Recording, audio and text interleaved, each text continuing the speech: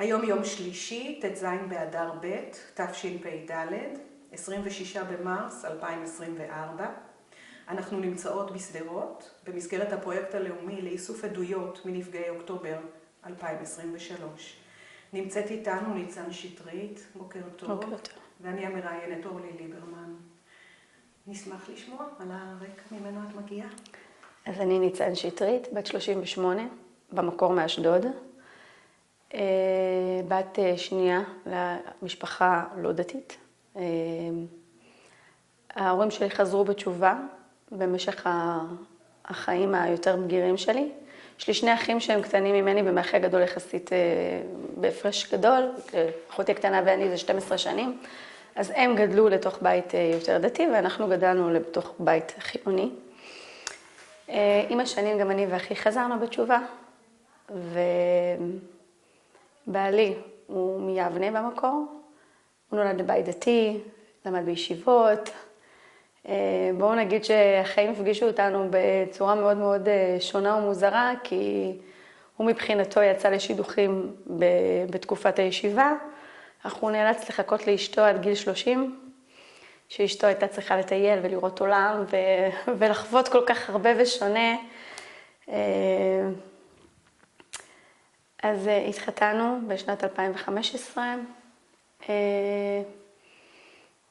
את חיינו הראשונים התחלנו ביישוב ניצן, זה יישוב של מפונים, דרך אגב, ככה שאת קהילת המפונים או תחושת המפונות כבר הכרנו. היינו שם שנתיים, נולד לנו שם הבן הבכור שלנו, אחרי 9 חודשים נולד נריה יוסף הבן הבכור שלנו, שם הוא בן 7.5. כבר הייתי שם בהיריון אחרי 3 חודשים בבן השני שלנו, ואז היינו צריכים עוגן של מישהו שיעזור לנו, עברנו לגור באשדוד ליד ההורים, ובעצם אחיה הוא הראשון שנולד בשדרות. כל הילדים שלנו נולדו באשדוד, במציאות קצת יותר סבירה. בשדרות אנחנו די חדשים. אנחנו גרים בשדרות 1.5 שנה. בעלי למד בישיבה בשדרות, הוא מאוד אוהב את שדרות. שדרות בעיניו היא בית, היא לב, היא חום, היא אהבה, היא קהילה, היא הכל. כל מה שבעיר גדולה אין. לי היה מאוד קשה להתנתק מהסביבה שאני נמצאת בה באשדוד. אנחנו דתיים לאומיים. הסביבה שלנו באשדוד היא מאוד חרדית. החברות שלי חרדיות, וכשהבן הבכור עלה לכיתה א', הבנו שאי אפשר להישאר שם יותר. לאן הוא ילך? איפה הוא ילמד? הוא ילמד במסגרת חרדית? אנחנו לא חרדים. מה נעשה לילד פיצול? והבן שלי מסיים גן חובה באשדוד, ובכיתה א' הוא מתחיל בשדרות. זאת אומרת שהוא כרגע בכיתה ב'. כן, אנחנו פה ממש מעט זמן. שבתוך הזמן שאנחנו פה כבר היו מבצעים, מבצע חומת מגן, מגן וחץ.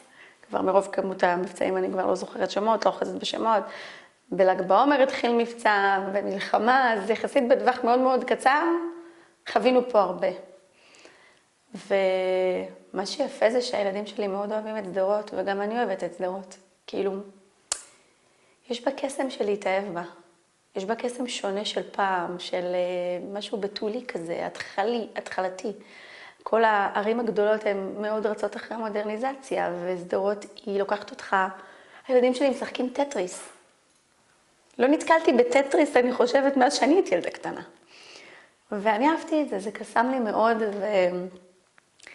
ההתחלה לא הייתה פשוטה, כי לא היה לי חיי חברה כאן, לא הכרתי אף אחד. בגיל 38 להתחיל לרכוש חברות שהן איתי מהילדות, לא היה כל כך פשוט. אבל הרגשתי שיש פה בסיס, שאני צריכה איפוק ואני צריכה סבלנות, וימים יגידו שבאמת יש לי היום פה חברות טובות שאני יכולה לסמוך עליהן בעיניים עצומות, אז כנראה שההמתנה הייתה שווה את זה. אז יש לנו בן בכיתה ב', בן בכיתה א', הם לומדים פה בתלמוד תורה. נריה יוסף פה בן 7.5, גבריאל הוא בן 6.5, נעמה בת 4.5 בטרום חובה, תמרי בת 2.5, היא במעון, 2 ו4, ואחיה, החמוד שלנו, שהוא אותו בן 0.5 שנה. אנחנו כבר 0.5 שנה בתוך המלחמה הזאת. הם השתלבו פה מקסים. ממש כאילו הם היו פה תמיד. כאילו יש להם חברים אני גם שואלת אותם כל הזמן, אולי נחזור לאשדוד, אני בודקת את הדופק. כל מבצע, כל צבע אדום, אני בודקת את הדופק. אולי נחזור לאשדוד, יש לנו שם מלא חברים, אנחנו כאילו... לא. שדרות זה הבית. איך הם מסבירים את זה? כשהייתי קטנה, אני מסבירה את זה ככה, כשאני הייתי קטנה, היה את המושג לרדת למטה. בואו נרד למטה. באשדוד לא קיים לרדת למטה. אין מציאות כזאת, כאילו לא יורדים למטה, זה כאילו העיר גדלה, גדולה. את גם חוששת על דברים שאני לא חששתי בתור ילדה, ירדנו למטה, זה היה מוכר, זה היה ידוע. הילדים שלי הם יורדים למטה, יש את הביטוי הזה. ומשהו בתוך החברויות האלה שנוצר, בתור המשחקים הדינמיים האלה למטה, יש בזה משהו שנותן לילד ביטחון, נותן לו ערכים, כאילו, והם מעריכים את זה. וטוב להם. אז בעיר הגדולה זה ללכת לחבר. זה ללכת לחבר. והיו רגעים שהייתי בטוחה שהם ירצו ללכת מפה. היו לילות שהערתי את כולם בתוך צבע אדום, ואני רוצה להכניס את כולם לממד, ואין לי סיכוי לעשות את זה. הייתי בטוחה שהם יגידו די. הגיעו מימד נפש, אי אפשר יותר. זה לא מציאות. כמה זמן זה מאז הקהל שצריך להיות בממד? הילדים שקוראים לזה 7 בום. הם אמרו שלעולם זה לא 15 שניות, ואני מאמינה להם. אז הם קוראים לזה 7 בום. וזה באמת ככה, זה כאילו, זה לא ריאלי להכניס את כל הילדים, ובאמת היו רגעים שהייתי בטוחה שזה כבר לא... הקהילתיות, הקסם שבשדרות לא יחזיק יותר, כי ילד לא צריך לגדול בתוך מלחמה. ובשדרות זה שנייה אחת של איזה חוסר איזון ויש צבע אדום, כי הוא לא צריך הרבה בשביל זה. והיה לנו כבר מקרה אחד, ככה אנחנו מספרות, שבשעה 3:30, כשהוצאתי את הילדים מהמסגרות, היה צבע אדום. הבן שלי הגדול רצה לשחק עם כדור בחוץ ולא להיכנס איתי להוציא את הילדים. היה לי 2 ילדים בגנים צמודים. משהו באינטואיציה שלי אמר לי, תיכנס, תשחק כדור בתוך השטח כדי שאני אוכל לראות אותך. ואני נכנסתי להוציא את הבת אחת, ואז אמרתי, אתה יודע מה, בוא תוציא כבר את גבריאל, וככה אני עם תמר, יוציא את נעמה, אתה תוציא את גבריאל, וצ'יצ'ה כבר נלך ונשחק בגינה. והיה צבע אדום, והייתי בתוך הגן של נעמה. ולא היה לי מושג איפה נראה יוסף. ואני הרגשתי שאני מאבדת את זה. כי בשנייה אחת נהיה ריח של שרוף, זה נפל בבניינים סמוך לגנים, נהיה ריח של שרוף. תמר צרחה, ואז הם לא רצו שאני אשאיר את תמר, הייתה מאוד קטנה, הם לא רצו שאני אשאיר אותה בגן, כי היא צרחה והלחיצה את כל הילדים. ואני לא רציתי להוציא את תמר, כי עדיין היה בומים בחוץ, אבל הייתי חייבת לדעת איפה הוא. כאילו, זה היה רגע שאיבדתי את זה לגמרי. ואז הוא אמר לי בשיא הנונשלנט, נכנסתי לממד של הגן השני, כאילו, מה, אני נראה לך ילד קטן? וישבתי על הרצפה והתחלתי לבכות. התחלתי לבכות, והחננת אומרת לי, אני בסדר, אבל אני לא בסדר בכלל. כאילו, פה הרגשתי, לא יהיה לך שליטה עליהם כל הזמן. לא בכל צבע אדום אותי איתם. ולא הבנתי עד כמה זה ילך ויהיה יותר גרוע עד 7/10. זאת אומרת, פה היה לי נקודת משבר, ודרך אגב התחיל פה אחר כך מבצע, עוד אחד. היה לי משבר כי הבנתי שאני לא תמיד יכולה להיות איתם בצבע אדום, וזה משהו שגמר עליי. כי כל עוד ידעתי שהם תחת הכנפיים שלי, זאת אומרת, יכולתי לגונן עליהם, לדעת מה הם עושים, צריך לשכב עליו, להנחות אותם. אבל אז הוא בא והראה לי בשיא הביטחון, אמא, היא לימדת אותנו כל הזמן מה עושים. שחררי. ולא יכולתי לשחרר, כי הוא ילד. הוא היה בן 6.5, הוא ילד. אבל ימים יראו לי שכאילו הצבע האדום הזה זה הדבר הכי פחות מפחיד שיש. כי צבע אדום הוא הזקה שנותנת לך להיכנס, הוא לא מחבל שמסתובב לך מתחת הבית. זה לא אותה תחושה. פתאום צבע אדום זה לא כזה נורא. וזה נורא לי להגיד את זה. זה נוראי לחשוב את זה בכלל, שלא צריך לשמוע צבע אדום. זה קול מכני, אני לא יודעת אם אי פעם שמעת אותו, זה קול מכני שהוא משתק לך את השרירים. כאילו בשנייה אחת אתה לפעמים לא יודע איך אתה רץ לתוך הממד. אבל כשהרגשתי את תחושת המחבלים, זה לא אותו דבר בכלל. זו תחושה שאתה מתאבן. פתאום הבנתי את המושג הזה שאומרים למה לא הגבת, אבל התאבנתי? הבנתי מה זה להתאבן. אז ערב שמחת תורה, תכננו שההורים שלי יגיעו לנו לשמחת תורה. מאיזה ויכוחים כאלה ואחרים, החלטתי שבשמחת תורה הזה אנחנו נרצה להיות לבד. ברוך השם על כך. ואמרתי להורים שלי, אתם לא תגיעו לשמחת תורה, אנחנו גרים בסדרות, עברנו לסדרות, אני, אחי הבכור ואחי האמצעי. זאת אומרת, אנחנו 3 אחים בסדרות שגרים ממש בתוך אותו קוטר בשכונה. שכל אחד יהיה בביתו, ניפגש בערב, בהקפות, ניפגש במהלך היום, עם הילדים, כאילו, היה לנו איזושהי תוכנית איך כולנו נפגשים במהלך כל השמחת תורה. אתם הולכים כולם לאותו בית כנסת? כן, בערב נפגשנו, בדורש טוב, נפגשנו בבית כנסת, בהקפות, אני הייתי כבר עם צירים, אבל יש לי נטייה שעד שהצירים לא גומרים אותי, אני לא מגיעה לבית חולים. אני חייבת להגיע לבית חולים, ללדת ולא להמתין. אז אני יושבת על כיסא בהקפות, פתטה כזאת גדולה, כבר יפה עם צירים, כולם רוקדים סביבי, כולם נהנים, והיה כיף, הייתה אווירה טובה. היה אווירה של שמחה ענקית כזאת, של אור, אין לי פשוט איך להגדיר את זה. וכולם אומרים לי, איך תחזרי הביתה? באנו ברגל, כי אנחנו לא גורים כל כך רחוק, אבל זה מין עלייה כזאת, ואני אומרת, בסדר, זה יקדם לי את הלידה. עכשיו, כל אחד אומר לי, למה נשארת פה? אין פה בית חולים בכלל. ואני אומרת, מה מדאיג? אז אני אלך ללדת, אז הבנים אצל הכי גדול, והבנות אצל הכי קטן, כאילו, מה הקריטיות? לא ידעתי עד כמה זה יהיה קריטי. ובאמת, הכי הגדול אומר לי, טוב, תעדכני מה קורה, כבר ראו שאני כאובה, כבר ראו שאני ככה בשלה ללידה. חברות שפוגשות אותי האימהות של הילדים מהגנים, מהבתי ספר, וואי, נראה לנו שמחר את הולכת ללדת, וואי, בשעה טובה, לאט, בידיים מלאות, ושמחה כזאת. שאני כל הזמן חושבת לעצמי, מה יהיה קורה אם הם היו חושבים להקדים את הפלישה הזאת. יש בי פחד משתק המחשבה הזאת של מה היה קורה אם זה היה קורה כשכולנו ברחוב. היינו המוני אנשים. ואז בעלי אומר לי, אני בשבת בבוקר מתפללת בנץ. ואז נלך עם הילדים, לא נעשה הקרפות בבית כנסת אחד, נעשה סיבוב בין כל הבתי כנסת, ככה הם יראו ילדים, חברים, משפחה, נלך קצת לתימנים, נלך קצת כאן, ככה נחווה את הכל. אמרתי לו, רעיון טוב, רק שאני יכולה ללדת בדרך, אז הוא אמר לי, לא נורא, מקסימום אני אקח אותם ואת תישארי לנוח, או שתבחרי לך מקום להיות בו. בעלי ביום שבת בבוקר, 6:25, הוא כבר היה בבית כנסת, 6:20 אפילו, כבר היה בבית כנסת, הוא הגיע לבית כנסת. 6:30, מתחילות הזעקות לא פוסקות.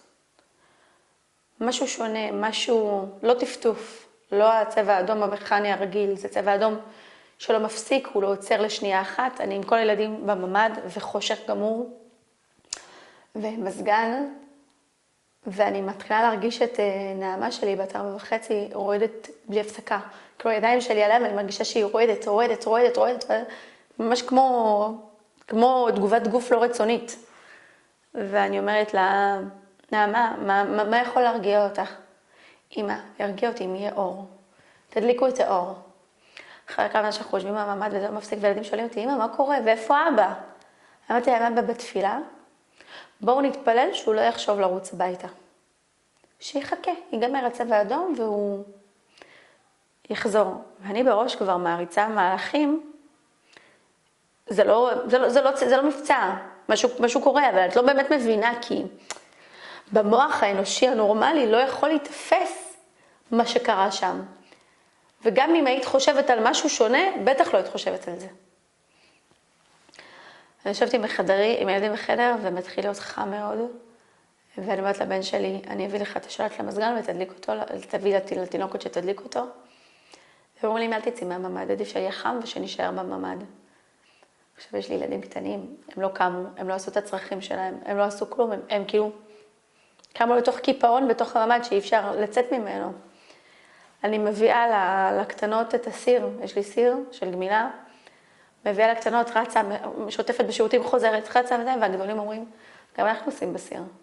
אמרתי, לא, אין סיכוי. ברגע שהם עושים בסיר, אני נותנת לגיטימציה לסיטואציה הזאת, שכאילו אסור לנו לצאת. אסור לנו לצאת, היא מפחידה מדי.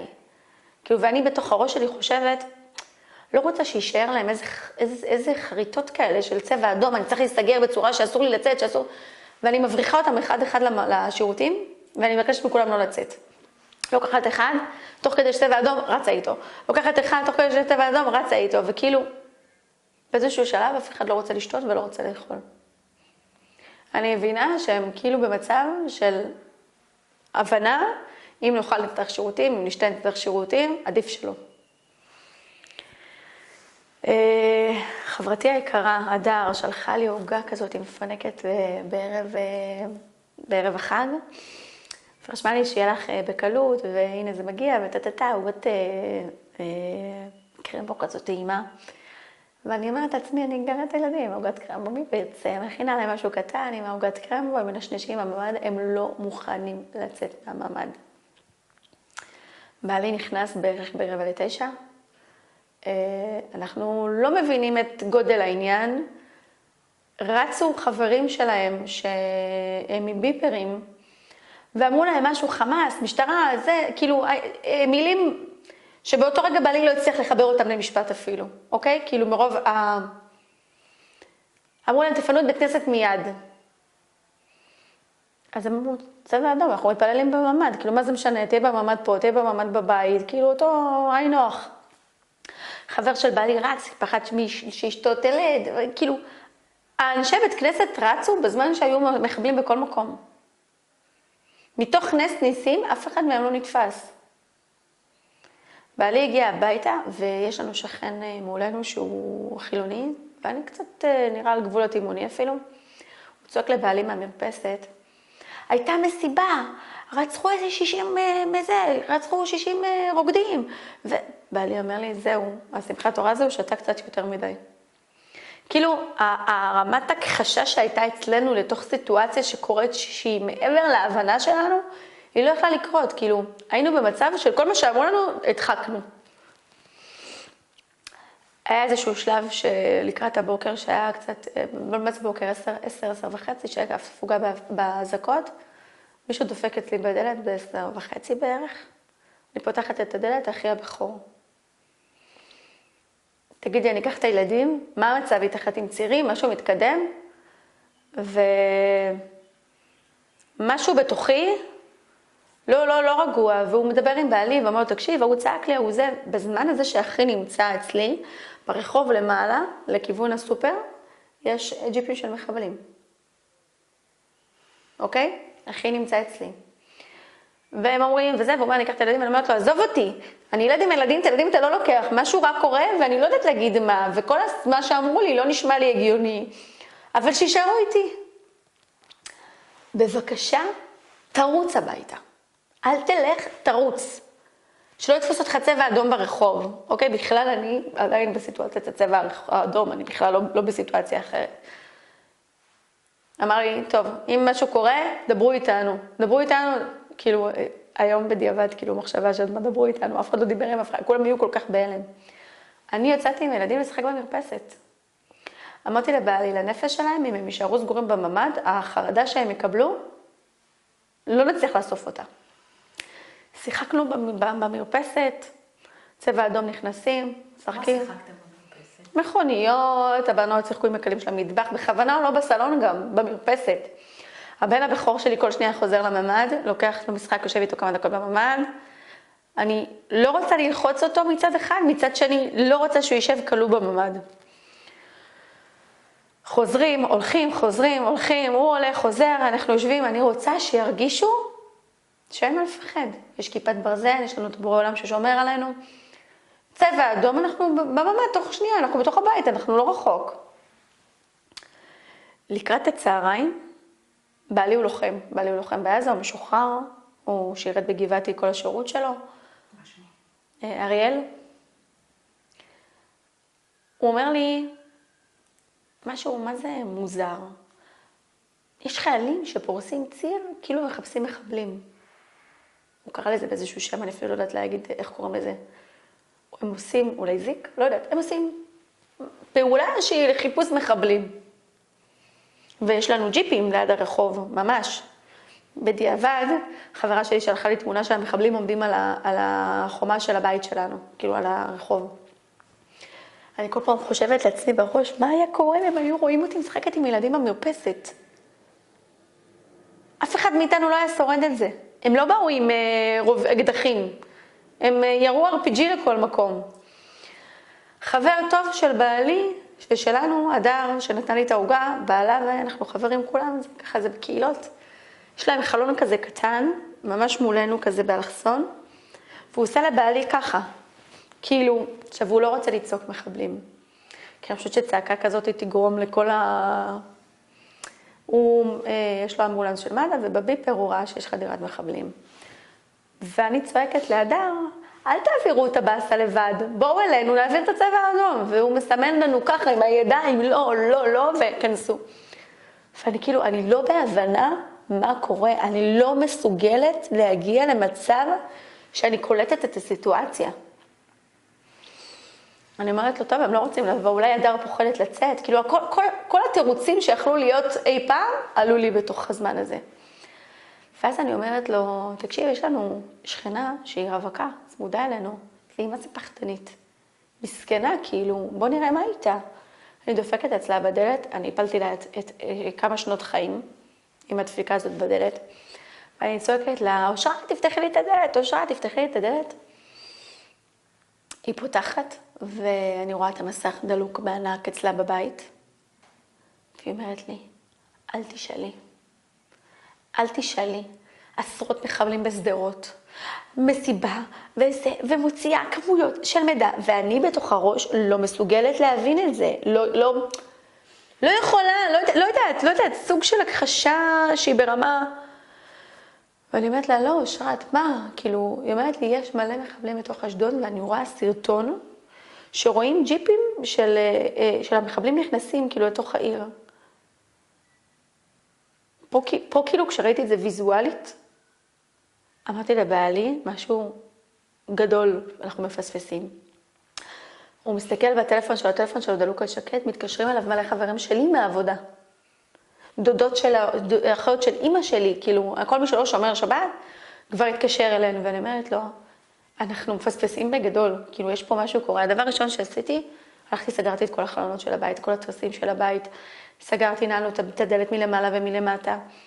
פתחתי את הטלפון, ואז הוא אמר לי, למה את פותחת את הטלפון? מה יעזור לך? אז יש מחבל 2, כאילו, איזה ידיעה תגיע לך מהטלפון, שתיתן לך גאולה ושקט למצב הזה, לא יקרה כלום, כאילו. עכשיו, אני בשלב הזה עם צירים הולכים וחוזרים. זאת אומרת, יש לי צירים, ככל שאני פוחדת, אין לי צירים בכלל. אני כאילו אני לא מצליחה להיכנס לסיטואציה של ההבנה שאני צריכה ללדת. ככל שיש לי פחד, אני לא מרגישה יותר כלום, ואני אפילו לא מרגישה את החייה. כאילו, זה הפחד של קיפאון, זה פחד שאתה לא יודע מה לעשות. ואז אמרתי לבעלי, תיזהר שאחד הילדים ישמע את המשפט הזה, מחבלים. אל תדבר מעל הראש שלהם, אתה רוצה לדבר איתי, תדבר איתי בצד, תקרא לי או לא יודעת מה, אל תדבר מעל הראש, אני לא רוצה שהם ידעו. הכנסנו ספר תורה לממד, אמרתי להם, ילדים, את השמחה שלנו הם לא יהרסו לנו. אנחנו עושים הקפות בממד. שרנו שירים של ההקפות, כל מה שהתכוננו, רקדנו במעגלים, שמחנו, צחקנו, הוצאנו מלא משחקים, שיחקנו. אמרתי לעצמי, אני לא יכולה להכניס להם את הסיטואציה של מה שקורה בחוץ. כי אם לי זה מה שזה עושה, אני לא יודעת מה לילד זה יעשה. זה יכול לפרק אותו. ויריות, ורעש, ויריות, ובומים, כאילו לקראת הצהריים כבר היה את הצבא. הצבא הגיע מה זה לקראת בצהריים? כיתות הכוננות שלנו היו בכל מקום. אני רוקדת עם הילדים, משחקת, ובעלי עובר, מסתכל, רואה שאף אחד לא עובר ליד החלון, פה לבעלי עוד לא היה נשק, ובעלי מאוד מאוד רצה נשק עוד לפני כן, ואני מהפחד שהבנים ישחקו עם הנשק או ייגשו אליו, לא הסכמתי שיהיה נשק בבית. כרגע אנחנו על מצב שהוא רוצה שיהיה לנו 2 נשקים בבית. לקראת אחר הצהריים, אני הולכת לשכנה, אני ישר כבר יודעת שהיא פוחדת, אז אני אומרת לה, אושרת זאת אני. מה קורה? תני לי מידע, מה קורה? היא אומרת לי, זה הולך ונהיה יותר גרוע. אני מרגישה שאני כמו סיד, והבנים שלי רוצים, והבנות הולכים אחריי לראות מה אני רואה שם. אני אומרת לה, את רוצה לבוא להיות איתנו? אז היא אומרת לי, לא, אני מנקה, ולנקות זה משחרר אותי. טוב, את יכולה לבוא אחר כך אליי? אני רוצה שילדים יאכלו משהו, שמה להם שולחן כזה קטן במעבר צמוד לממד, אף אחד לא מסכים לאכול בחוץ, רק בתוך הממד על הרצפה. עכשיו, אני כזה בתחושה של, אנחנו תקועים פה. בואו לא נסריח את המקום, כאילו, המקום הזה כרגע הוא הבסיס אם שלנו. שיחקנו, ישנו, הבנות שלי נרדמו צהריים, הן בדרך כלל לא חובבות השנת צהריים, הבנתי שזה איזשהו צורך לברוח. הם נרדמו צהריים, זה יצא גם קצת לטובה, כי באיזשהו שלב הבנו שצריך להיות בשקט. שהשמחה של הריקודים זה והקפות, אז זה לא מה שצריך לעשות כרגע. ישבנו בשקט, ואני מקלחת אותם בערב, ואני אומרת להם, אני אשים לכם עכשיו, הילדים שלי יודעים שאין מסך בבית.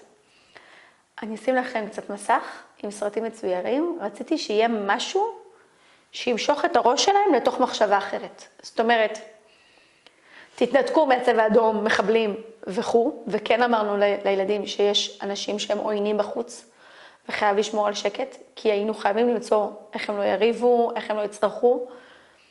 שמתי אותם מול המסך ואמרתי לבעלי, תן להם כמה זמן, לנתק רגע את הראש ולהיכנס לתוך עולם אחר. ואת יודעת, אני כל הזמן הזה אומרת לעצמי, אני צריכה ללדת, מה אני עושה? אני כאן. מוצא שבת אני יוצרת קשר בקבוצה של הבנות, ויוצרת קשר עם הבנות בבניין, ויש מיילדת בבניין מולי.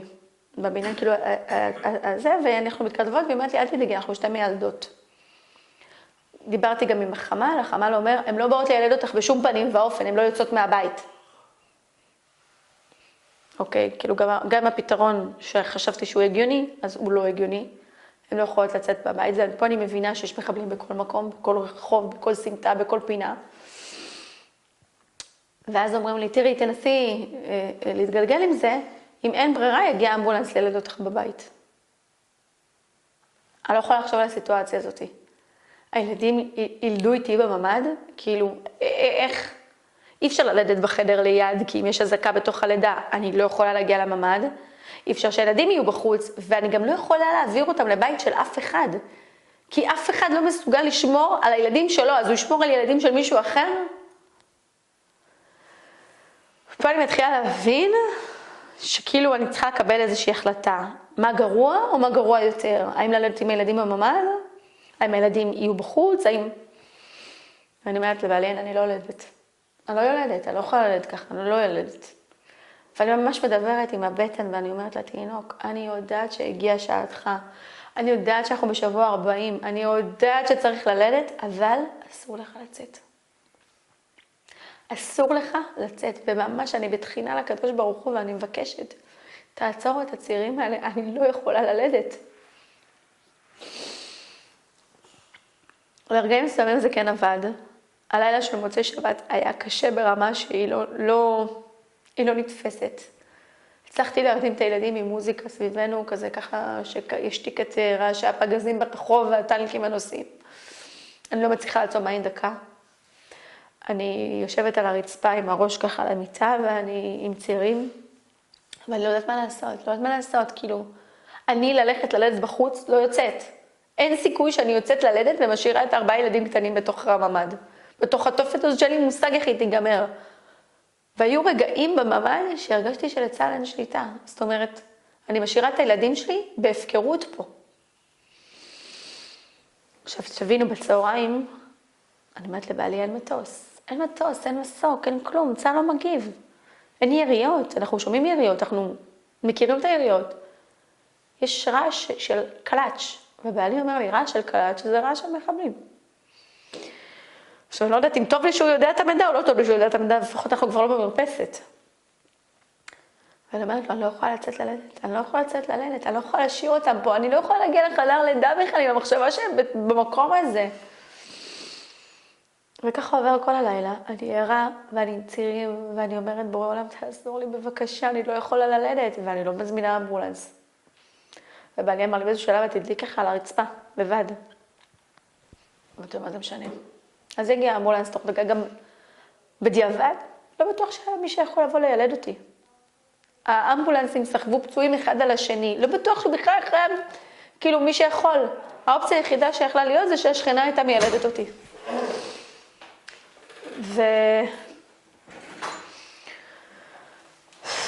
גם כשאמרתי לבעלי, כאילו אם שכנה תבוא לילד אותי ויהיו מחבלים ברחוב, אז מה זה יהיה למצפון שלי שנרצחה בגלל שהיא באה לילד אותי?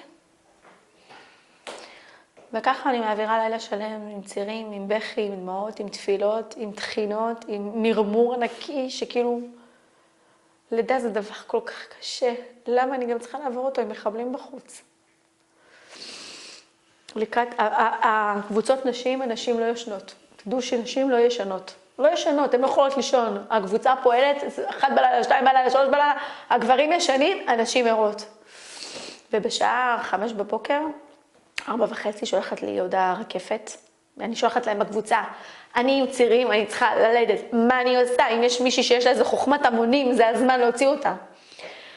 ורקפת שולחת לי הודעה, יעלה הבוקר, דברי עם אבי עזרא. הוא יוציא אותך משם.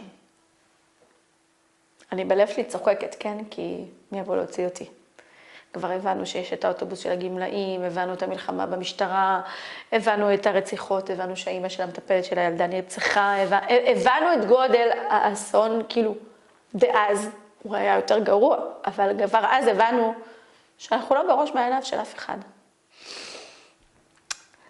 6:30 בבוקר, 6:45, אני מתקשרת, אני שולחת לו הודעה לפני כן, הוא לא מגיב לי, אני מחליטה שאני אסרטיבית ומתקשרת, אבל לא מעניין אותי כלום. הוא בדיוק חוזר מפינוי של משפחה שהאבא נרצח עם RPG בכניסה, של קבאי. ואני אומרת לו, אבי, אני מתחננת אליך. אני עם 4 ילדים קטנים, תוציא אותי מפה. אני צריכה ללדת, אין לי איך ללדת, אני לא משאירה אותם פה. ופשוט אומר לי, בסדר, אני באה.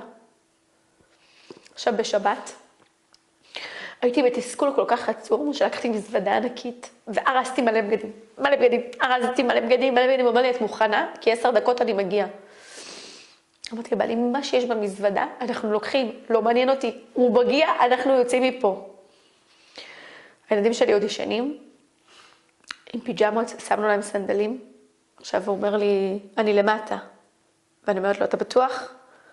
אני יכולה לרדת? אני לא יודעת מה לעשות, כי אני לא באמת רוצה לרדת. כאילו, אני משותקת בתוך ההחלטה של עצמי. אני מבינה שאני חייבת לצאת, אני מבינה שאני חייבת ללדת, אני מבינה שיכול להיות מחבל למטה, בסוכות.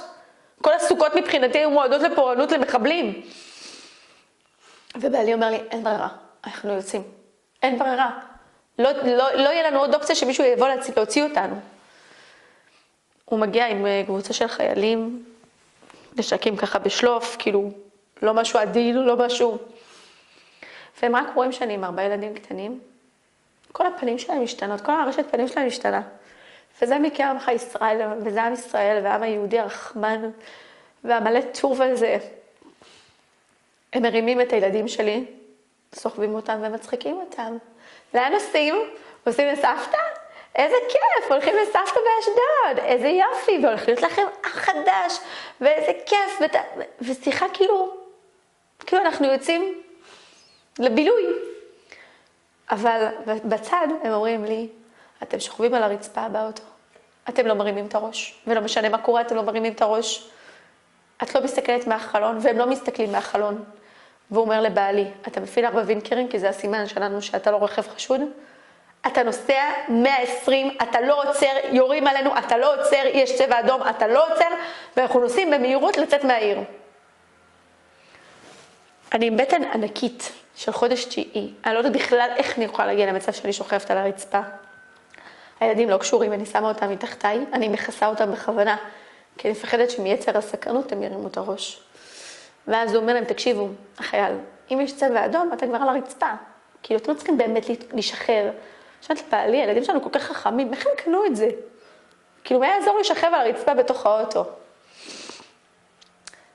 הם נוסעים סיבוב לתוך היציאה, זאת אומרת, אנחנו לא יוצאים מהמקום הרגיל, והם נוסעים בכזאת מהירות שאני והילדים עפים בתוך האוטו, כאילו מצד לצד, כי כל כיכר, כל סיבוב, כל... ובעלי אומר, אני לא מצליח לראות לאן הוא נוסע, כאילו הוא נוסע בטירוף, הם עם נשקים ככה מחוץ לאוטו, כאילו, הם מוכנים שיראו עלינו. ואנחנו מגיעים ליציאה מהעיר, ובעלי אומר לי, מהזוויות של העין, כאילו הוא רואה רכבים מפויחים. והתחננתי אליו, ואמרתי לו, אני מתחננת אליך, אל תסתכל, תסתכל עליו, אל תזיז את הראש, כי את הנזק של מה שהעיניים שלך יראו, לא תוכל להעלים. לא תוכל להעלים. עכשיו, גם הוא יש לו את התחושה הזאת של, תקשיבי, הייתי בעזה, נהרגו לי חברים שלי, נהרגו לי, כאילו העיניים שלי ראו הרבה כבר. כי יש לו איזו תחושה של חסינות, לא יודעת. אבל אף אחד לא חסין, ואני אמרתי לו, זה הבית שלנו. אנחנו לא רוצים לראות את הבית שלנו בצורה הזאת. אנחנו מגיעים ליציאה מהעיר, הוא מברך אותנו, אומר לנו, שתהיה לכם לידה קלה, ועשו בזהירות, עכשיו מפה אתה דוך, אתה לא עובר לכביש הזה, אתה לא נותן לבעלי איזושהי הכוונה. כל היציאה, ביטחון, מלא ביטחון, כמויות של ביטחון, כאילו שאיפה כולם היו בזמן הזה של שבת, לא יודעת. כמויות, אנחנו מגיעים לאזור אשדוד, ואנחנו מקבלים הודעה שמחבלים עלו על רכב במבקיעים, והם לכיוון אימונים. זה הכיוון שלנו. ואני אומרת לבעלי, אני לא ילד היום, הם עוד נוסעים אחרינו. ואנחנו מגיעים לבית של אמא שלי, ואני כבר יודעת שאני צריכה להגיע לבית חולים. צירים, לא צירים, אני כבר מרגישה שהתינוק בתחתית. אנחנו מגיעים לשם, ואני אומרת לאמא שלי, יש לך דירה לאימונים, ובני דודים שלי הם במג"ב, אז הם הגיעו לצומת של אימונים, והם נותנים עדכון כזה מהשטח, ואני לא יודעת איזה יצר זה, כאילו מצד אחד אני אומרת, תפסיקי להתעדכן, כי את תשתגעי, אבל כמו סקרנות כזאת שהיא לא נשלטת. אנחנו שמים את הילדים בבית של ההורים שלי גרים מול בית החולים, ואני מחליטה שבעלי לא בא איתי לחדר לידה. אני מחליטה שאם הוא בא איתי כרגע, האדמה נשמטת מתחת הרגליים של הילדים. זאת אומרת, ברחנו מהתופת, ואמא ואבא נעלמו. אז בעלי נשאר איתם, אמא שלי באה איתי, אחותי הקטנה גם נמצאת שם, ואחותי הקטנה יושבת איתה, מנסה להעביר, יש אזעקות גם באשדוד, הם יושבים בממ"ד חוזרים, יושבים בממ"ד חוזרים, אנחנו מגיעים לחדר לידה, האחיות מאוד מאוד נסערות, יש מחבלים מהשביעי לעשירי שמאושפזים בתוך הבית חולים. הן בוכות, כולם רוצות ללכת ליולדות, אף אחד לא מוכן לטפל במחבלים באופן הגיוני. זאת אומרת, אני ברחתי משם כדי להגיע לבית חולים שיש בו מחבלים, שמקבלים טיפול רפואי מצוותים שלנו. שברון לב ברמה הכי גבוהה שיש. אני מגיעה לבית חולים, והמיילדת אומרת לי, תקשיבי, בקושי יש פתיחה, אין פתיחה.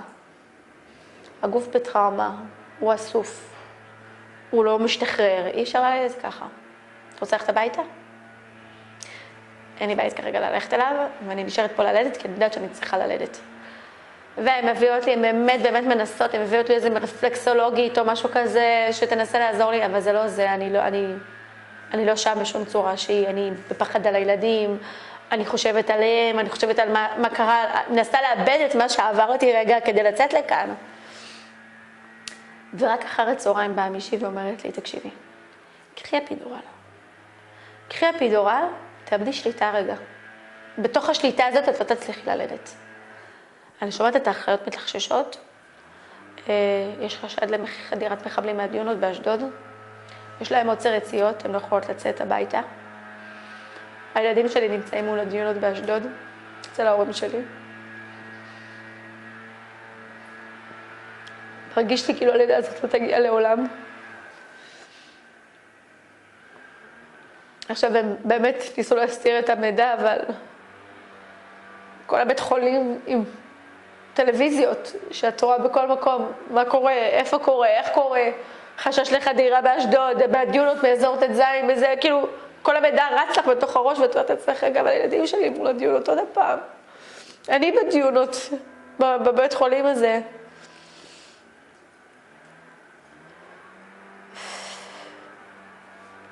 גם בתוך החדר לידה יש אזעקות. גם אמרו לי, מאוד חשוב שלא תגיעי לברזילאי, כי נפל קסאם על מחלקת יולדות בברזילאי, והוא לא ממוגן. מגיע... אנחנו צריכים להפסיק. אני הולכת להגיד להם לזוז מפה. אז אני מרגישה שהלידה הזאת לא תגיע.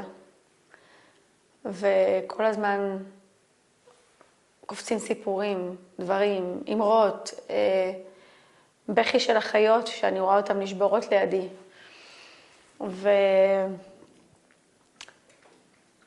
היא באה לתת לי אפידורל, באה לתת לי אפידורל מישהו מהודו, זר לגמרי. והוא אומר לי, כל החברים שלי בהודו שואלים, איך הם עשו לכם?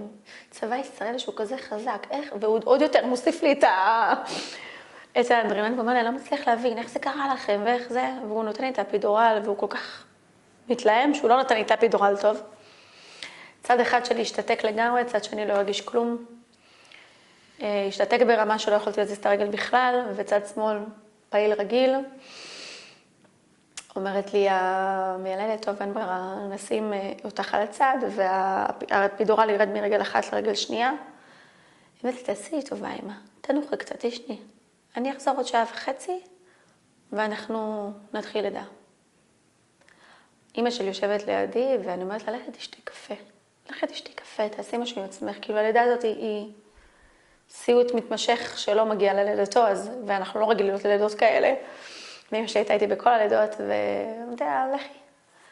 והיא באה ללכת לדלת, ואני אומרת לה, אמא, זה עניין של 2 דקות. יש לי סחרחורת. לא טוב לי, לא טוב לי. היא אומרת לי, מה את מרגישה? לא יודעת, אני מעורפלת, לא טוב לי. היא קוראת מיד לאחות, והיא אומרת לי, מה קורה? מרימה את הרגל, ואומרת לי, מה זה לא יודעת מה קורה לך? התינוק בחוץ. אחיה נולד בלי מיילדת. בלי אף אחד. הוא כבר ישב שבת שלמה בתעלה וחיכה שמישהו יאפשר לו ללדת. ומהרגע שיצא אפידורל וגרם לחוסר שליטה בשרירים, הוא פשוט כבר יצא. הוא יצא בלי מיילדת, בלי אף אחד בחדר. הוא התינוק הראשון שלי שנולד לא בוכה. הוא נולד ועשה ככה. כאילו, הרגשתי שנפל עליו הסיטואציה בדיוק כמו שהיא נפלה עליי. זאת אומרת, הוא לא בבטן והוא לא איתנו, הוא שם, הוא נוכח, הוא חי, הוא מרגיש את הכל, הוא עבר את הכל. ואני אומרת מזמור לתודה. אני מצטערת, מתנצלת בפני הקדוש ברוך הוא שהתלוננתי כל כך הרבה. ואני אומרת, אם זו לא התשובה שלנו למלחמה הזאת שאנחנו מולידות ילדים, זו התשובה הכי גדולה שיכולה להיות. זה אומר, אתם לא תכחידו אותנו. אתם לא תגרמו לזה שאנחנו לא נהיה פה. אנחנו נהיה פה עוד הרבה אחריכם.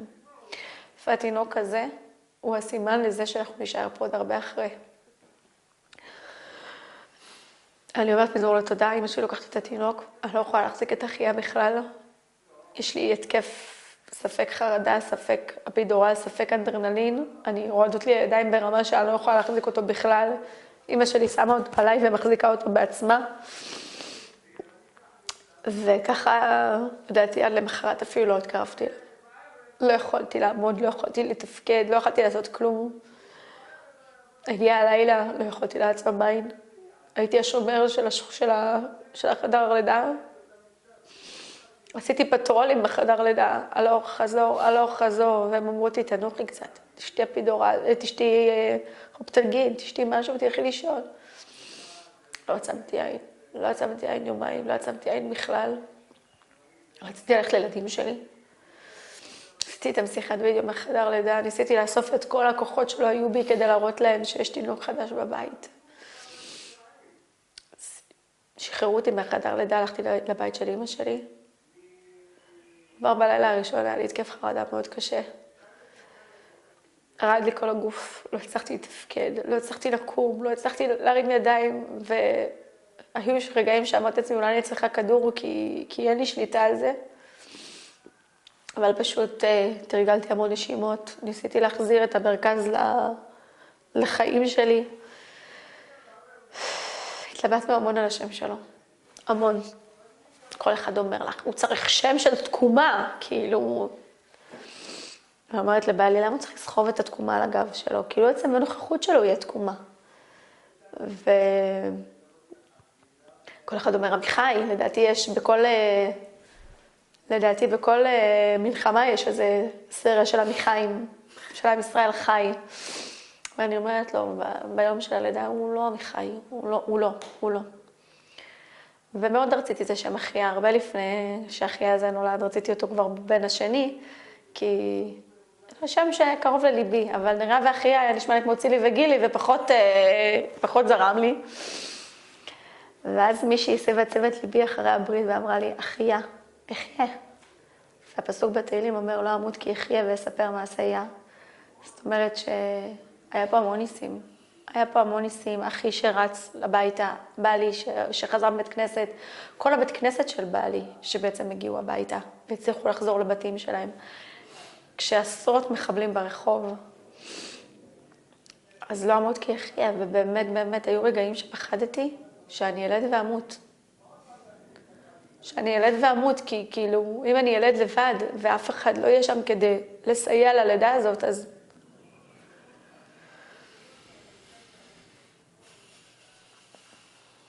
היינו שבועיים ראשונים אצל ההורים שלי. רציתי מאוד לסיים את הברית בבית, ולא לקחת אותו ישר לכל המפונים בבתי מלון, כאילו שהוא יעבור רגע את הברית ויתחזק ויחזור לאיתנו. אחרי שבועיים הגענו למלון רמדה בירושלים. הימים הראשונים היו מאוד מאוד קשים. המון מפונים, המון בלגן, המון חוסר סדר, המון אנדרלמוסיה. כל אחד מנסה רגע מאיפה לאסוף את עצמו. אנחנו יוצרים כקהילה מסגרות מאולתרות של גן עם אמא, מעון עם אמא, בסוף אמא לא זזה מהילדים, אז זה לא בדיוק כל כך נותן לך שקט. לימים הוקם שם בית ספר לילדים, הוקם מעונות, הוקמו גנים, והוקמה שם קהילה. אנשים שלא הכרתי אותם לפני, והם היום חברות מאוד טובות שלי. הוקמה שם עוצמה, חוזק, ביטחון, המון דברים שחמאס ניסו להשמיד, נוצרו שם במלון הזה. בתוך הכאוס, בתוך הבלגן הזה, והפחד שלי לא למצוא חברות בסדרות, הסתיים פה, כי יש לי חברות מאוד טובות. וגם את פורים חגגנו ביחד עם ראש מורם, לקולות הפיצוצים. חזרנו ממש כשסגרו את המסגרות במלון, חזרנו הביתה לסדרות, זה היה בסוף פברואר, 2024 כבר, כמעט חצי שנה, אנחנו בתוך הלחימה הזאת. השבוע הראשון בבית היה לא קל בכלל. בעצם אנחנו מגדלים את הילדים עכשיו בתוך אזור מלחמה. הילדים שלי יכולים לקום בבית בבוקר לרעש יריות, לרעש פיצוצים, יש כל הזמן הפגזות, יש כל הזמן פיצוצים, יש כל הזמן יריות. תהיתי לעצמי המון אם זה הדבר הנכון. האם ילד צריך לגדול לתוך מציאות שבה הוא בשדה קרב? ובא לי כל הזמן רוצה תשובות, מה קורה? אז עושים, חוזרים, נשארים, הולכים, מה? ואמרתי, תן לי לחזור ולהרגיש איך זה מרגיש לי. לא יודעת, אני יכולה להיות מאוד חזקה, מאוד אמיצה כרגע, כי אני רוצה את הבית, ובפועל יהיה לי מאוד קשה. תראו, היום יש ימים שלמים שאני לא ישנה, לילות שלמים שאני לא ישנה, כי צה"ל בדיוק מפגיז בצפון הרצועה, ובומים שמרידים את הבית וכל החלונות זזים, ולקום בבוקר לתוך צרורות של יריות ולהגיד לעצמי, זה צה"ל? זה לא צה"ל? אין לי ביטחון להגיד שזה צה"ל. נשבר פה משהו בתוכי. אבל מול הילדים שלי זה קצת שונה, כי כשיש הפגזות אני לימדת את האדם להגיד, כל הכבוד לחיל האוויר, כל הכבוד לשריון, כל הכבוד לחיל הים, כל הכבוד לתותחנים, כל הכבוד... לתת להם להבין שזה אנחנו עושים את הרעש, שזה לא כמו בשמחת תורה, שזה היה הרעש שלהם. בשמחת תורה שמענו רק אותם, ועכשיו אנחנו נשמע רק אותנו. ולהגיד שזה פשוט, לא, רק הלילה היה צבע אדום, ואחרי צבע האדום הזה היה סריה של הפצצות שלא נגמרה עד הבוקר. שלחתי את הילדים שלי היום למוסדות עם רעש של פגזים, או מטוסים שמפילים פצצות. ואני כל שבוע שואלת את הילדים שלי, אתם רוצים להיות פה? אני חייבת להבין שהם פה לא כי אנחנו רוצים, כי הם רוצים להיות פה. והם אומרים לי, אמא, מה לעשות? יכול להיות שמלחמה תישאר עד שנה הבאה, אז אנחנו לא נחזור הביתה בכלל? עכשיו זה חיוך, זה ספק חיוך, זה פחד. הבן שלי שאל אותי, שאני אעלה לכיתה ג' גם תהיה מלחמה, נכון? כאילו הוא מבין שזה לא עוד מבצע, שזה לא סבב אחד. אז בימים הראשונים יצאנו רק סביב הכותר של הבית. עשינו סיבוב עד למטה וחזרנו. אחר כך התרחקנו לגינה הכי קרובה, שהיא קטנה, ויש בה ממ"ד על הגינה. אחר כך הגענו לגינה הרחוקה, והיה מאוד מאוד מפחיד. ישבנו המון חברים בגינה, והיו הפצצות בלתי פוסקות ברמה שהרצפה רעדה תחתנו. ואני אמרת לבעלי, בוא נחזור הביתה, אנחנו צריכים את זה, בוא נחזור הביתה. ואז כאילו החלטנו שאנחנו לא חוזרים, כי ננסה לנרמל את הסיטואציה. לא שאפשר לנרמל אותה באמת, כן? אבל המלחמה הזאת, כמו שהבן שלי אומר, כנראה לא תהיה יום-יומון. ואנחנו חייבים להפוך את המצב הזה לככה חיים כרגע. ונשארנו בגינה, וזה הלך והחמיר, והיו יריות אחר כך, והיה צרורות של יריות, והלכנו לשיעור של הרב אשר, שזה שיעור קבוע של ילדים הולכים אליו בשבת, ועשינו את כל מה שאנחנו רגילים, וחזרנו הביתה, ואני לא אשקר, כשהכנסנו הביתה, היה לי כזה של, הגענו למקום מבטחים. אבל משהו בילדים שלי השתנה בחצי שנה הזאת, כאילו, בית ספר של החיים, נכון, הם הפסידו המון לימודים, הם לא נמצאים כמו ילדי כל הארץ באותו שלב, אבל משהו בהם התבגר, שהוא השתנה, בכל אחד מהם. נעמה החרדתית שלי כבר לא כל כך חרדתית. אפשר לומר שגם במלון עשינו המון טיפולי חוסן, המון, טיפול באמנות, טיפול בחול, טיפול במים, כל מה שהיה לקחתי אותם. אמרתי, משהו יפגע במישהו זה כבר טוב. הם עברו שם המון תהליך של שיקום, גם כקהילה. עשינו המון כדי להרים אותם, עם חוגים ועם העשרה ועם כל מה שהיה אפשר, כדי לתת להם להרגיש שהתקופה הזאת של הפינוי היא לא סיוט. והיא באמת לא הייתה להם כסיוט, שלי את הילדים שלי זה חוויה. לי קצת פחות, אבל זה חוויה, לי היה קשה לגדל אותם פשוט בתוך אנדרלמוסיה כזאת. ואני אחרי 3.5 חודשים חזרתי לעבוד. אומנם מרחוק במלון, אבל חזרתי לעבוד. הייתי חייבת לנהל שיחות שהן לא 7/10. קצת שיחות, כי היה לי מלא, הוא נרצח, והחבר הזה, ובעלה שלי של חברת החברים שלנו, גם הוא ירו בו בכניסה לבית כנסת, כל דבר כבר הציף אותי ברמה שכבר לא יכולתי. אמרתי, רגע, תנו לה זמן טיפה לעבור ואני אשמע את הכל, אבל לא עכשיו. אז חזרתי לעבוד מרחוק. ולנהל שיחות רגילות של איזה כסף נכנס ואיזה כסף יצא, או זה כאילו, לנהל שיחות סתמיות עם קולגות. למרות שכשחזרתי לעבודה, כל אחד רצה שאני אספר לו מה קרה, ואז זה קצת הכביד עליי, אבל זה היה צריך להיות. כשחזרנו לעיר, לא מושפלים, ולא עם הראש למטה, וחשוב לי שזה יעבר. חזרנו עם הראש למעלה, וחזרנו בידיעה שלמה שאם לא נהיה פה, מחר חמאס יהיה פה. ושדרות יהיה בית שלנו, לא שלו.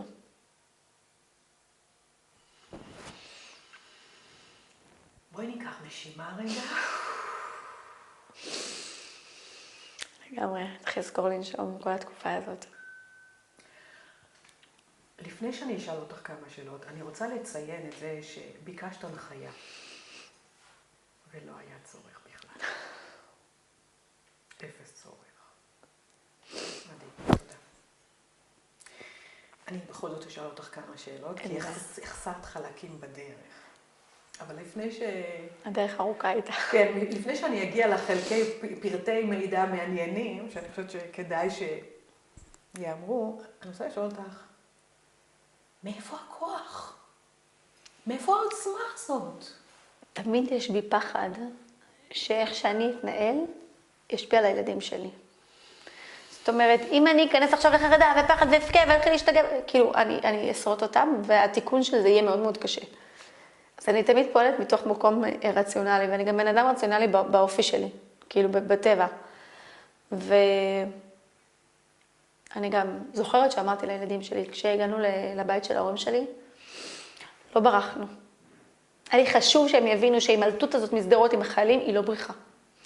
אמרתי להם, אנחנו כרגע מפנים את סדרות כדי לתת לצבא את המקום ואת הכוח להילחם בעוצמה שהוא צריך להילחם בה. ואם הוא צריך גם להגן עלינו וגם להילחם, הוא לא יכול לעשות את שניהם ביחד. היה לי חשוב האמרות המדויקות האלה שכשנחזור לעיר, הם לא ירגישו שזה אזור מפלט, מילוט, פחד, כאילו, שהם יחזרו בכוח, במקום של עליונות, לא במקום של חרדה. וכל הזמן היה לי חשוב להבהיר להם שזו לא הייתה בריחה. היינו חייבים לצאת כי אמא הלכה ללדת, אחר כך היה פה מצב שפינו את שדרות וכל החברים גם באו איתם, גם כשהם ראו את החברים הייתה להם מאוד הקלה. אני רוצה לומר שיומיים אחרי הלידה, אני נסעתי עם הילדים שלי תחת אזעקות לרחובות. כי הרבה מהמפונים שאנחנו מכירים הגיעו לרחובות ועשו שם כל מיני פעילויות. היה לי חשוב שהם יראו את החברים שלהם מהגן ומהבית ספר. שלא כולם מתו, שלא קרה איזה משהו נוראי, שלא רק אנחנו יצאנו. כאילו היה לי חשוב לתת להם נורמליזציה. כולם יצאו, כולם פה, משחקים, מתנפחים. היה כיף, החבר'ה שם בבני עקיבא הרימו שם הפקות. הילדים מאוד מאוד נהנו, אני יכולה להגיד שהילדים שלי חוו בתקופה הזאת הפקות ברמה שהיא לא שפויה, אמריקאים וכמויות, הפקות פה, הפקה פה, הפקה. אני לא יודעת מי אחר כך ימלא להם את כל החסרים האלה, אמרתי להם, חבר'ה, זהו, נשאר הלגו בבית, זה מה יש. אז הכוח הזה בא מתוך מקום של הגנה עליהם. את מבינה שאת לא לבד, את לא אינדיבידואל, את לא עם עצמך. את אימא, יש לך אחריות. אפילו על אחיה יש לי אחריות, בימים הראשונים. ואני יכולה להגיד שאחיה הוא ילד מאוד מאוד שמח, זה חשוב לי להגיד שהוא לא נשאר ילד עצוב, הוא ילד מאוד שמח, מאוד חיוני, הוא גדל במלון, כולם אהבו אותו, כולם הרימו אותו, כולם עטפו אותו, כולם הרגישו צורך, הוא כזה חברותי, כי הוא רגיל לעבור מיד ליד, אין צורך בבייביסיטריות, רק תבחרי מי תשגיח עליו. חשוב לי שיאמר שמהתקופה הזאת יצאו הרבה דברים חיוביים. זה קשה לראות את זה, זה ממש, זה נקרא סתרה. זה רגע שקשה לך בכלל לראות את הנקודות אור, אבל חגגנו ט"ו בשבט ענקי ביחד כל הקהילה, מה לא חגגנו ביחד? אפילו פורים הנוכחי, שכולנו, רובנו בבית, עשינו הגמד וענק בין כל המשפחות, וצילמנו ושלחנו בקבוצה של השומרים על קשר, וכאילו יש לנו ממש משפחה נוספת עכשיו. ואני רוצה להאיר את עינייך, שהכוח ללא כל ספק הוא מהאימהות. נכון. אבל גם על בעלך, את קמת להגן כשנסעתם החוצה משדרות. אל תסתכל על צדדים, תשמור על הנפש שלך. בטח, כי הוא אמיץ תמיד, ואני לא אוהבת את זה. אני אומרת, לפעמים צריך קצת פחות. ואת הגנת עליו באותו רגע. הוא גם אמר את זה, כשאחר כך שנפגשנו, הקב"ט בא לבקר את אחיה בבית חולים, שלחנו לו תמונה כשילדתי, הוא אמר שזה היה האירוע הכי מרגש ושמח שקרה לו בתוך היום העצוב הזה, בתוך הפינוי, הם הגענו, היו אצלנו תלמידי ישיבה מסוסיה, והיה בנות שירות שבאו, וכאילו היה כל כך הרבה אנשים מבחוץ, והצורך להגן על כולם, אז הוא אמר לי, זה הנקודת אור היחידה בתוך היום הזה. וכולם שאלו את בעלי, מה ראית, מה ראית? את יודעת, זה כמו איזה צורך לגרור בדם, הוא אומר האמת, יש לי כאילו חוץ מהבזקים של רכבים שרופים בצדדים, לא ראיתי כלום. ואמרתי, מה היית צריך לראות? רק תקרא כמה סיפורי זוועות, למה צריך לראות? גופות שהושחתו, למה צריך? למה הנפש צריכה את זה? אז אולי זה היום לא יצוף, וגם מחר לא יצוף, אבל עוד כמה שנים זה כן יהיה צוף. ולא יהיה אפשר לתקן את זה כל כך בקלות. לגונן עליו חד משמעית, אפילו אם תשאלי את בעלי, הוא היה יכול לצאת החוצה ולהתחיל להזהיר אנשים, גם היום, הוא עם נשק, דבר ראשון שהוא ביקש זה להתנדב לכיתת כוננות. יש תחושה כזאת עכשיו, שאם אנחנו לא נגן על הבית, אנחנו כאזרחים, זה ברור מה יקרה בפעם הבאה. היום הכיתת כוננות שלנו היא ענקית, עם לוחמים כולם. לא האמנתי שיהיה פעם שאני אגיד, רגע, לפני צה"ל אנחנו. אני גדלתי על בית כל כך שורשי, כל כך ערכי, אבא שלי הוא היה לוחם שנים, לכן אני זוכרת בלבנון, ובמלחמת המפרץ היינו לבד, אני ואחי ואימא שלי, והוא היה במלחמה, וכאילו גדלנו על בית הכי ציוני שיכול להיות, ובעינינו צה"ל הוא הטופ שבטופ. ואני אומרת לבעלי, אני לא מצליחה להשתחרר מהסיטואציה של הפקירו אותי. לא האלה למטה, חלילה, כן? בדרגים למעלה. האלה למטה, תאמיני לי, חווינו המון נשות מילואים, גברים שיצאו ואמרו, זה הבית שלנו, זה ברמת החובה, אנחנו הולכים. ואני ובעלי, ב7/10 כמעט הגענו על פיצוץ של החיים, כי הוא רצה ללכת להתגייס, ואני אמרתי לו, אני רוצה להגיע לחדר לידה. חשוב לי החדר לידה כרגע פשוט. והוא ממש רצה להתגייס, כי הוא אמר, את חייבת להבין, זה מלחמת קיום שלנו. זו אנחנו או הם. ואמרתי לו, פעם ראשונה שאני אומרת את זה, אני שמה אותי לפני כולם. אני חייבת להגיע לחדר לידה. אני חייבת שהילדים שלי לא יצאו סרוטים מהיציאה הזאת. אתה חייב להיות רגע אבא ולא לוחם. וזה לא היה פשוט. כאילו מבחינתו, אני לא עושה את מה שהייתי יכול לעשות, אני לא מועיל. כאילו אני יכול כרגע כל כך הרבה לתרום, ואני לא... זה משהו שבראש הגברי עובד ככה. אבל אני ניצחתי. לא הייתה לי ברירה, אני הייתי מתקפי חרדה, הילדים היו צריכים עוגן, שוב, לא רק אני הייתי צריכה רגע לעצור, לאסוף את עצמי. את החזרת אותנו רגע לבית אבא, ואני רוצה רגע לחזור לשם לרגע, לשורשים, לקרקע. אבא ואמא נולדו בישראל? כן. וסבא וסבתא? לא. יש לי סבא וסבתא שנולדו בתימן, וסבא וסבתא שנולדו בטריפולי. שילוב מעניין. אבל ההורים שלי מאוד ציונים, גם סבא וסבתא שלי, נגיד, שלחו את אבא שלי למקווה ישראל, ללמוד אדמה ואת ארץ ישראל. כאילו, הכמיהה לארץ ישראל, לסבים והסבתות הייתה כל כך גדולה, שהשרשו את זה ב-DNA של הילדים שלהם. אז הבית שלנו היה מאוד מאוד ציוני. ואת אומרת שגדלת בבית חילוני. נכון. איך הגיעה החזרה בתשובה? מתי היא? אבא שלי חזר בתשובה ראשון. אני אולי הייתי בת 10, 11, 12, קצת יותר גדולה אפילו. וזה זיזע את הבית ברמת רעידת אדמה. הוא חזר בתשובה, ואנחנו כולנו, אנחנו לא היינו דתיים. ופתאום הוא לא רצה שנדליק טלוויזיה בסלון, והוא לא רצה שנעשה ככה, והוא לא רצה זה, ואל תשבי ככה בשולחן, תעשי על עצמך משהו, בעדינות, שהוא מתאימה לאבא שלי, אבל עם אמרה. אבא שלי לא היה צריך להרים את הכל, הוא לא צריך כלום, הוא היה מספיק שהוא היה מסמן לך, תהיית כבר יודעת מה צריכה לעשות. זה דור של פעם, אם אני יכולה לסמן לילדים שלי הכל, הם לא יודעים על מה אני רוצה מהם. אמא שלי עם הזמן חזרה גם בתשובה. יש לי 2 בני דודים שנהרגו בתאונת דרכים בהפרש של 3 חודשים. זה זעזע את הבית שלנו מאוד, זה 2 אחים של אמא שלי. ובאיזשהו שלב ההורים שלי חזרו בתשובה, כאילו בלי לשייך את עצמם לסקטור כזה. והיה ברור להם שלא משנה מה חזרה בתשובה הזאת, הארץ ישראליות אי אפשר להשאיר אותה בצד. היא חלק מאיתנו. זאת אומרת, הצבא אי אפשר להשאיר אותו בצד, הוא חלק מאיתנו. בגלל זה ההשתייכות לציבור הדתי-לאומי קרתה מאוד מאוד בטבעיות.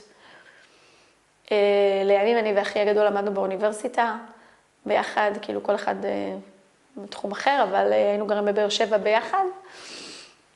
והיה שם מקום שנקרא בית קרוב, מקום קסים, לבבי, מאיר פנים. וככה הם הולכים מדי פעם לשיעורים, חוזרים, הולכים, האחי הגדול התחזק הרבה יותר מהר ממני. האחים שלי הקטנים כבר די נולדו לזה. כאילו נולדו לתוך בית דתי. אמרתי, אני ואחותי 12 שנה, זה בכל זאת חיים שלמים. אז הבית שלנו חזר כולו לאותו כיוון. זאת אומרת, יש לנו משהו בגיבוש המשפחתי מדביק את כולם חזרה לאיפה שצריך להיות. אז גם לא מפתיע אותי שכולנו הגענו לאותו סקטור בסוף, ולאותו כיוון, ואהבה לארץ ישראל הגדולה. כאילו, אז היא הכי מתאימה עם אהבת התורה ואהבת ארץ ישראל, במקום שאני נמצאת בו היום, בשדרות. ו2 מהאחים שלך גרים פה. אמת, והם באותו סקטור בדיוק. אחי הגדול גר מולי במלון, בדלת ליד במלון. אחי הקטן היה מפונה להר חומה. והם גם חזרו לשדרות? אחי קטן חזר היום, אתמול. כיסתי קצת יותר חרדתית, וכל פעם אמרתי לאחי, תעשה את זה, בשיקול דעת, כי החיים פה לא קלים. לא קלים. ואם היא תקבל התקפי חרדה, הילדים שלך יספגו מזה. כולם קטנים אצלך, קח בחשבון. אחי גדול ואני חזרנו באותו שבוע, הפרש של יומיים או משהו כזה, אבל... מה ההורים אומרים על זה? ההורים שלי מארץ ישראלים כאלה. זאת אומרת, כאילו אבא שלי ישר אומר, מה יש לכם לחפש בחוץ? פתחו את הבית, תלכו הביתה. כאילו, דרך אגב, אבא שלי כל השבת ידע שיש חדירת מחבלים בשדרות, והוא לא אמר לאמא שלי מילה. אבא שלי מתפלל בבית כנסת, תימני חרדי, שזה סוג קצת שונה של חרדים. הם כולם עם ביפרים של איחוד והצלה וזקה. כל הביפרים לא הפסיקו לצפצף בתפילה.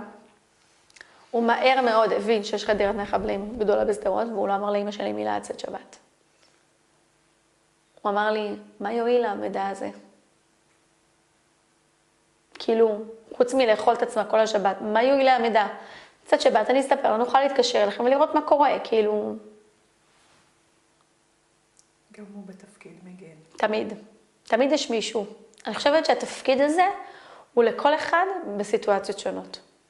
כולם מגנים בסיטואציה מסוימת. כולם במשפחה שלך. כן, אצלנו, בהיכרות. אני נגיד, היה לי מאוד חשוב שהאחים שלי יצאו משם. כאילו הייתי בחדר לידה והכל, ואני אומרת לאמא שלי שיצאו משם. ואמא שלי אומרת לי, אסור לצאת, יש שם חייל צה"לית, לא לצאת מהבתים. ואני אומרת לעצמי, לא יודעת איך, שיוציאו את כולם, שיעשו, כאילו, הייתה בי זעקה פנימית כל כך גדולה, כי זה היה פחד אחר. זה היה פחד שלא הכרתי. כאילו גם כששמעתי על חדירות מחבלים ביהודה ושומרון, זה תמיד היה 1, 2, לא 10. לא בצורה כזאת, גם את יודעת מה? אם היית אומרת לי שהם נכנסו מהשדות, משהו בראש שלי היה לי יותר קל מהתמונה שלהם עם ג'יפים בכביש הראשי של שדרות. הכביש הראשי של שדרות זה אומר, אנחנו בעלי הבית. ביום הראשון שנכנסתי מהכניסה לעיר, הפלשבקים של הג'יפים שלהם גמרו עליי, יצרתי בצד.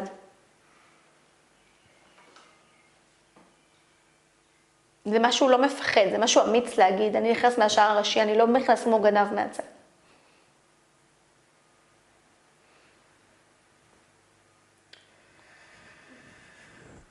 דרך אגב, זו הסיבה שאני נכנסת מהכביש הראשי.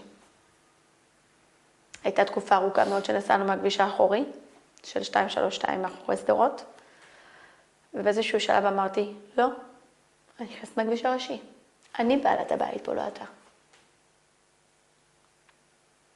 פחדתי בפעם הראשונה, בפעם השנייה, ולאט לאט מפסיקים לפחד.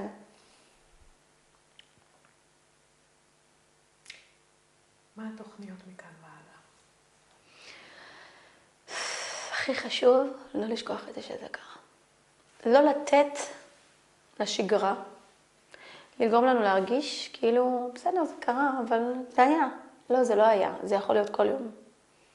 ואני יכולה להגיד לך שכיתת כוננות עובדת פה שעות נוספות כדי לתגבר את העיר. אתמול היה חשש לחדירת מחבלים, כיתת כוננות שלמה קפצה פה בשדרות. לא לסמוך יותר על אף אחד, ולא לתת לזמן להשכיח את זה. היום אני מבינה את האמרה החזקה הזאת של ניצולי שואה, של אסור לשכוח. אסור לשכוח, ואסור שיתנו לתת לקולות מבחוץ, לבוא ולהגיד לנו, זה לא בדיוק מה שקרה. לא נאנסו בנות, לא רצחו בצורה אכזרית, זה לא בדיוק מה שקרה. אסור לתת לקול הזה לחלחל אלינו פנימה. זה בדיוק מה שקרה, הייתה פה אכזריות נוראית, היה פה שיתוף פעולה של אזרחים, חשוב שיאמרו הדברים בצורה ברורה. היה פה טבח ברחובות. המטפלת של הבת שלי יצאה לקבוצת פריצה, טבחו בה. אסור לתת לספק להיכנס אפילו טיפה. וזה התוכנית מעכשיו, שאם צריך אנחנו נדבר בכל מקום שצריך, וישמעו אותנו.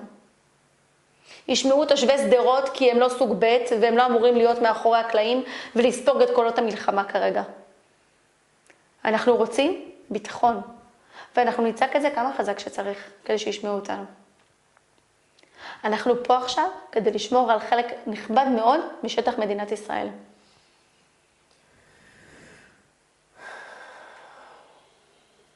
ניצן שטרית, תודה רבה. תודה רבה לך.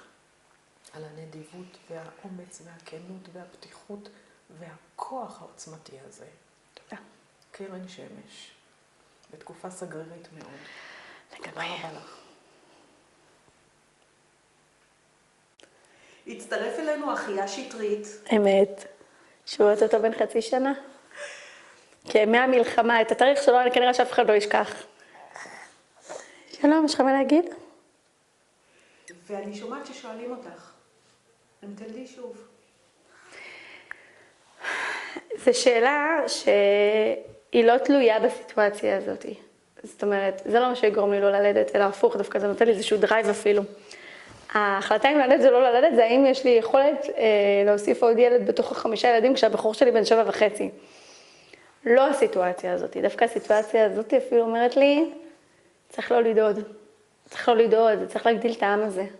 שאלה אם ברור שאנחנו פה, שזה יהיה נוכחות מרובת משתתפים. אתה רוצה להגיד שלום? כן. אתה אוהב לחייך, למה אתה לא מחייך? אז אנחנו רוצים להודות לך ולאחיה שהצטרף אלינו. תודה רבה לך. הוספת הרבה אור לצילום הזה. הוסיף גם הרבה אור לעולם. עכשיו הוא צריך לנוח. עכשיו הוא עייף בדיוק, הוא התאמץ מאוד כדי להיוולד.